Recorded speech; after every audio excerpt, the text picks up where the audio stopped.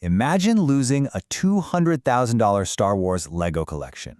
We're talking your family's life savings. And then, the police end up raiding the guy who's just trying to help you find it. Wait, do not leave. This isn't just another piece of AI slop. It's a highly informative, educational, and honestly wildly entertaining explainer, breaking down the absolute craziest internet mystery of the year. We've got reckless stunts, leaked corporate emails, massive lawsuits, the whole shebang. So hit that like button right now and let's uncover the facts. All right, let's dive into this wild rabbit hole. At the very center of this massive internet drama is a guy named Brian Mansell. For decades, literally starting back in the early 2000s, Brian and his dad meticulously assembled what has to be one of the most impressive Star Wars Lego collections in the world. And then, poof, it just vanished. How on earth does a massive physical collection of toys just disappear? Well, that is the $1,000,000, or I guess $200,000 question. And to put that into perspective, we aren't talking about a couple of stray Lego bricks rolling around in a plastic bin. According to the source material, this collection was huge. We're looking at roughly 780 sets, and crucially, they were all still perfectly sealed in their original boxes.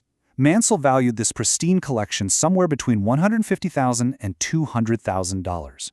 It was an absolute treasure trove, which honestly just makes its disappearance all the more baffling. Chapter 1. The Consignment Dispute.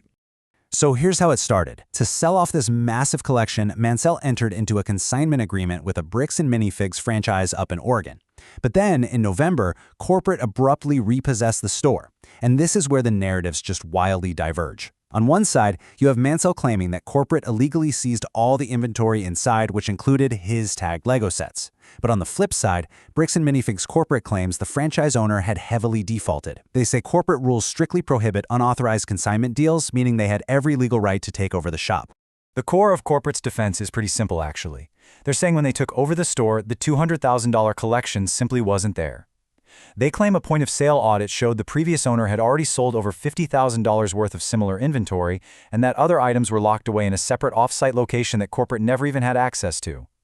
So corporate says they offered Mansell the tiny fraction of inventory that was actually left in the store, estimated at maybe $2,000 to $5,000, but Mansell flat out refused that offer. It is just a total mess of contracts, defaults, and missing inventory. So I gotta ask, who do you think is legally in the right here? Drop a comment below with your verdict on whether Mansell or the corporate office has the stronger case based on the facts so far. Because right as Mansell was hitting a complete brick wall trying to get answers from the new store owners and corporate headquarters, he found an absolute miracle advocate in a stunt YouTuber. Chapter 2. Reckless Ben Steps In.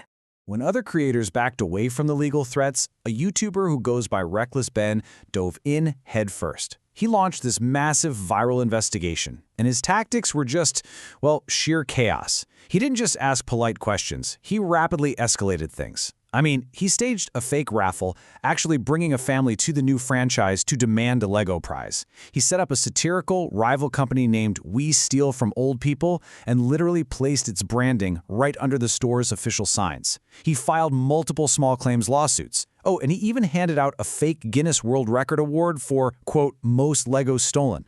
He confronted the new franchise owners, brought in hidden cameras, and actually tracked down the CEO, Eamon McNeff, directly at corporate headquarters to demand answers on camera. Ben's mission was completely relentless. He stated it very clearly, "I will stop at nothing until this family gets their entire Lego Star Wars collection back." He was 100% determined to force the company's hand through sheer public pressure and viral humiliation.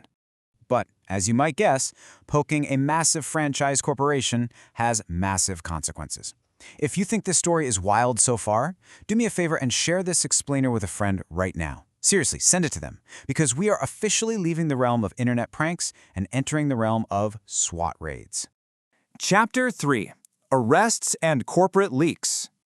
Okay, so as Ben targeted the new franchise owners in Utah, the situation crossed state lines and local police got involved in a very serious way.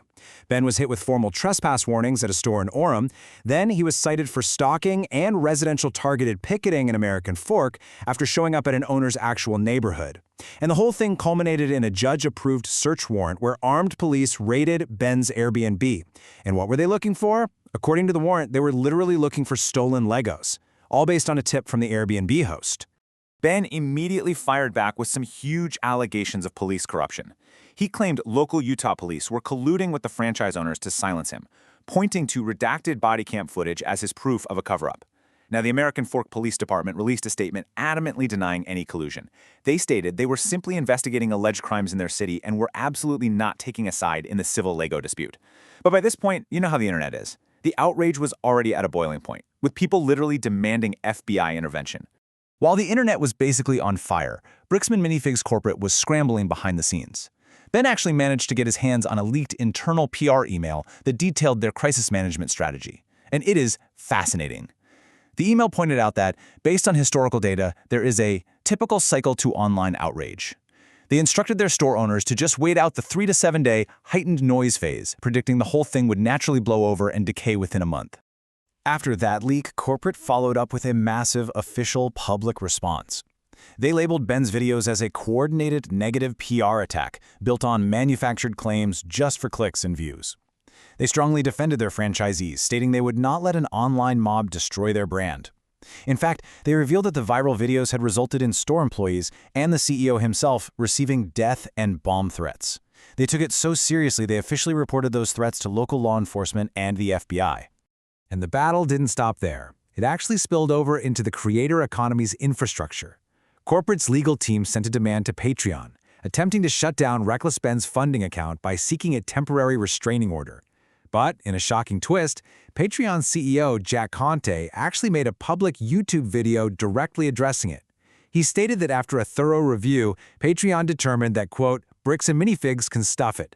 He literally dared the company to sue them if they didn't like it. Talk about doubling down. The climax: lawsuits fly. Despite all the viral videos, the pranks, and the police raids, the final showdown is happening exactly where you'd expect, in a courtroom. Bricks and Minifigs has officially filed a massive civil lawsuit in Utah against Reckless Ben, Brian Mansell, and others, seeking over $300,000 in damages. They're claiming defamation, disparagement, conspiracy, stalking, and trespass. Meanwhile, the Mansell family and the former franchise owner are still desperately fighting in court to be made whole for the original collection they say was taken from them. So, the ultimate question remains, who really has the Legos? Did the previous owners sell them off before everything went down? Are they sitting in some corporate warehouse right now? Or are they hidden away in a random off-site storage unit? The fate of this $200,000 collection is a complete mystery, totally caught up in a web of ongoing litigation. To stay updated on the resolution of this case, and to see more explainer deep dives exactly like this one, make sure to hit subscribe. Thanks for learning with me today, and I'll see you in the next one.